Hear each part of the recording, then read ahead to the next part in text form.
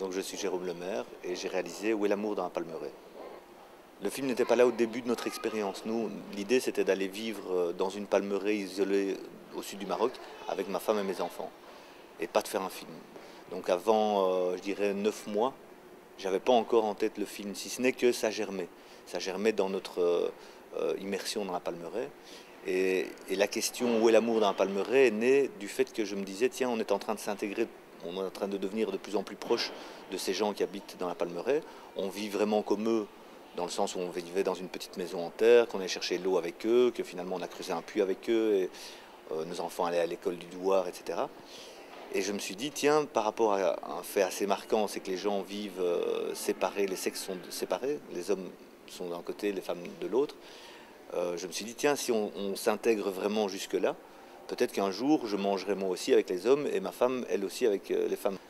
Et donc là, à ce moment-là, je me suis dit, tiens, est-ce que ça me plairait de vivre comme ça et pour répondre à cette question, il fallait que je comprenne ce que ça voulait dire, cette séparation des sexes, ce que ça voulait dire, la condition de la femme, etc. Et donc j'ai commencé à en faire une question générique et à poser tout le temps cette question et à voir ce qu'elle amenait comme réponse et tous les domaines que ça touchait dans l'organisation de la société, dans l'organisation du travail, dans la position de la femme, etc.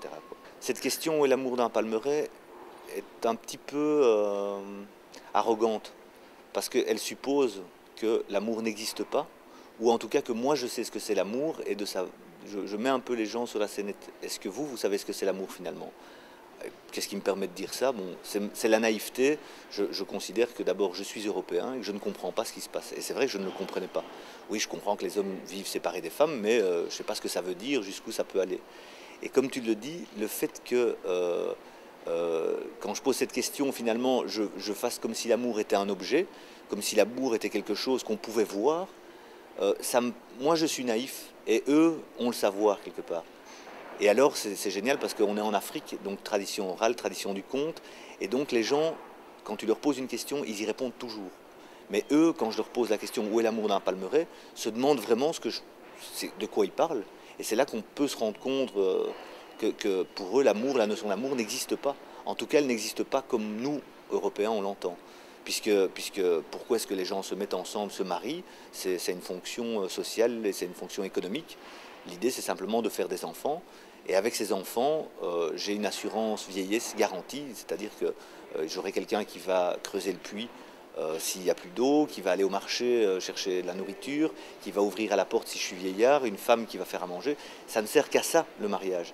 Donc quand on parle d'amour, nous, avec notre romantisme, on est tout à fait décalé. Et ça, j'ai pas honte de le laisser dans le film, parce que c'est ça qui est intéressant, c'est qu'ils sont décalés par rapport à notre propre conception de l'amour, et nous sommes décalés par rapport à leur propre conception de la mise en commun des énergies pour subsister, quoi. Voilà, donc c'est une question générique qui finalement, peu importe où est l'amour, ce qui est intéressant, c'est de rentrer sans préjugés dans leur fonctionnement, dans leur manière de vivre. J'avais envie d'un film positif parce que je trouve que les gens sont tellement positifs et que c'est agréable de voir pour une fois la différence sous un angle qui n'est pas la difficulté d'intégration, qui n'est pas l'incompréhension, etc. Il y a de l'incompréhension, mais j'ai voulu rester positif. Et Mansour, il s'est proposé, il avait vraiment envie de faire ce film. Mansour, c'est un artiste, comme je le dis dans le film, c'est un type qui voit les choses de manière très différente de la plupart des gens de la Palmeraie, et c'est un comédien né, quoi.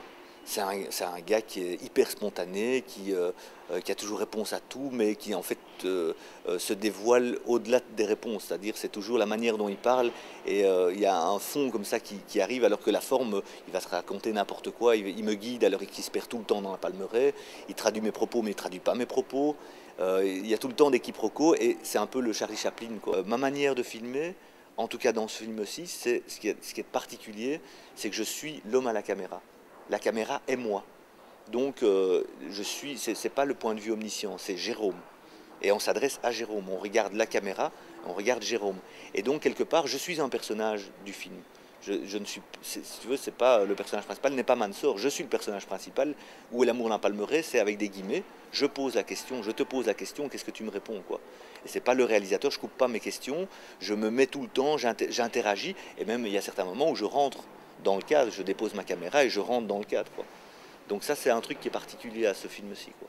C'est sûr que moi j'ai l'impression que toute civilisation, toute société a besoin du documentaire pour avoir un regard et pour effectivement soit catalyser des avis et les exprimer si tu veux, ou alors avoir le rôle de catharsis où c'est je me libère, je dis, je parle, je peux exprimer ce que je pense, etc.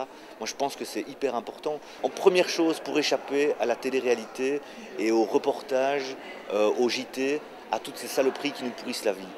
Parce que tout ça est de la consommation immédiate, c'est de la vente de produits, quoi. Il n'y a rien à faire. Donc pour ça, le documentaire est fondamental, hyper important, quoi.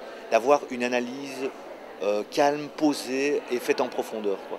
Sans ça, on va perdre la tête, quoi. On va perdre la tête. Autant ne rien avoir du tout que d'avoir ce qui passe dans notre flux cathodique actuellement.